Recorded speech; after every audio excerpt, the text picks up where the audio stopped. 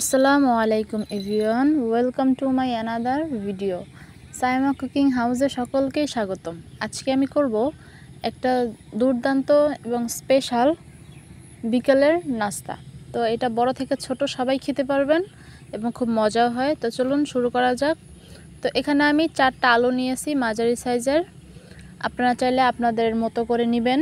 তো এখানে আমি নিয়েছি নুডলস, এটাকে আমি একদম ভেঙে নিয়েছি আমার পরিমাণ অনুযায়ী। আর এখন আমি এটা হাত দিয়ে ভালো করে চটকিয়ে নেব। তো আপনারা একদম আলু ভর্তা যেভাবে করতে হয় ওইভাবে করবেন, কোনো দানা রাখবেন না, একদম ওভাবেই করবেন। আর আমার বাহিরে একটু নয়েজ হচ্ছে, আপনারা দয়া করে এটাকে একটু স্কিপ করবেন। তো এই তো আমার আলু ভর্তাটা একদম আমি মোটামুটি ফিনিশড করে ফেলেছি। এখন এটাকে আমি হাত দিয়ে ভালোভাবে চটকিয়ে নিব, যেগুলো ছোট ছোট থাকে ওগুলাই আর কি। দেখতেই পাচ্ছেন আমি একদম খুব শক্ত করে এটাকে আমি মাখছিলাম।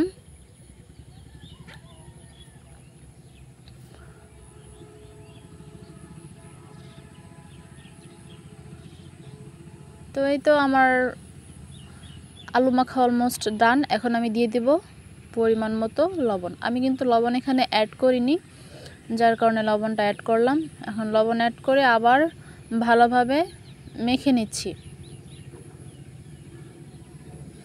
এখন আমি দিয়ে দেব ধনিয়া পাতা কুচি।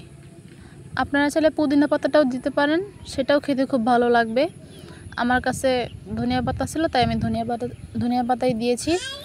এখন দিয়ে দিলাম পেঁয়াজ কুচি। আমি এখানে 2টা পেঁয়াজ একদম কুচি করে নিয়েছি, আর এখানে দিলাম চিলি ফ্লেক্স। আপনারা এখানে কাঁচামরিচটাও অ্যাড করতে পারেন।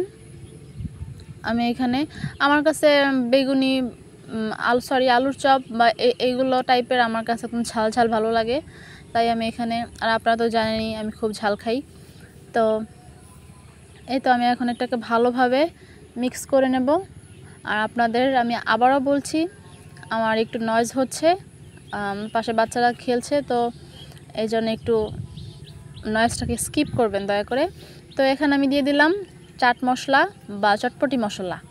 আপনারা চাইলে দিতেও পারেন বা নাও দিতে পারেন, কিন্তু দিলে স্বাদটা খুব ভালো আসে। ট্রাই করতে পারেন যদি থাকে, আর যদি না থাকে আহামরি দরকার নেই, এটাই সুন্দর হবে। তো এই তো আমার একদম মাখামাখি শেষ। এখন আমি এটাকে রেখে দেব। এখন আমি হাতের মধ্যে এখন লম্বা লম্বা মিষ্টি সাইজের লম্বা লম্বা যে মিষ্টিগুলো হয় ওই সাইজের করে আমি এটাকে হাতের শেপ করে নিচ্ছি। তো আমার এক হাতে হচ্ছিল না, আপনারা চাইলে 2 হাতে ভালো করে হাত 2টা ওয়াশ করে তারপরে আপনারা 2 হাতের সাহায্যে এটা করতে পারেন। এখন আমি এটাকে ভালোভাবে একটা শেপ দিয়ে, তো আমি এখন নুডলসটার ভিতরে দিয়ে দেব।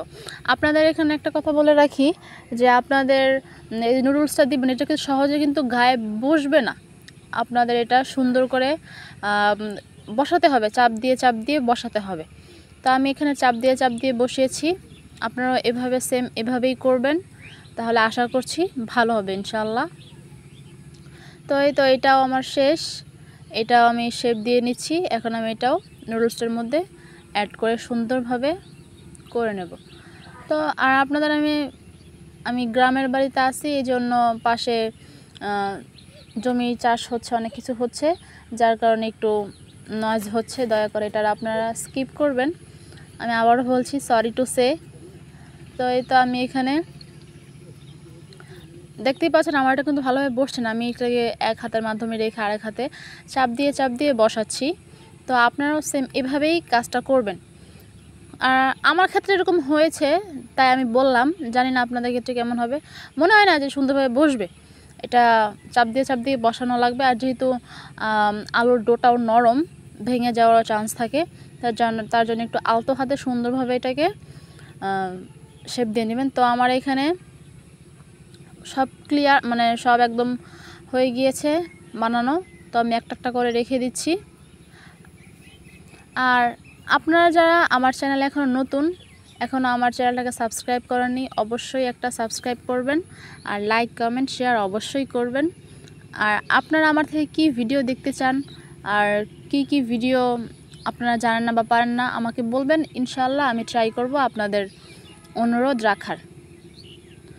তো এই যে আমি প্রত্যেকটা রেখে দিয়েছি এখানে। তো আপনারা আপনাদের মতো করে নেবেন। তো আমি এখানে চলে যাব ভাজার জন্য। তো আমি এখানে একটা কড়াই বসিয়ে দিয়েছি। কড়াইটা তেল গরম হয়ে এসেছে।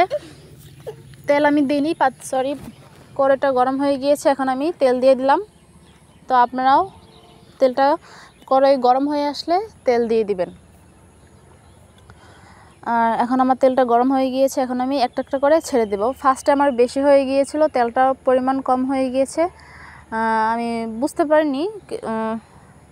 আর সর্বকথা হচ্ছে তেলও ছিল না, আমি যে রেসিপি করতে গেছি দেখি তেল নেই। তো আপনাদের মানে অল্প দিবেন, যদি তেল কম থাকে তাহলে দুটো দুটো করে দিবেন, তাহলে ভাজতে সুবিধা হবে, ভেঙে যাবে না। আমার এখানে 2-1টা ভেঙে গিয়েছিল, তাই এগুলা খেয়ে ফেলা হয়েছিল, এত মজা হয়েছিল, যার জন্য আমি সবগুলো দেখাইনি, যেগুলো ছিল ওগুলো আমি আপনাদেরকে দেখিয়েছি।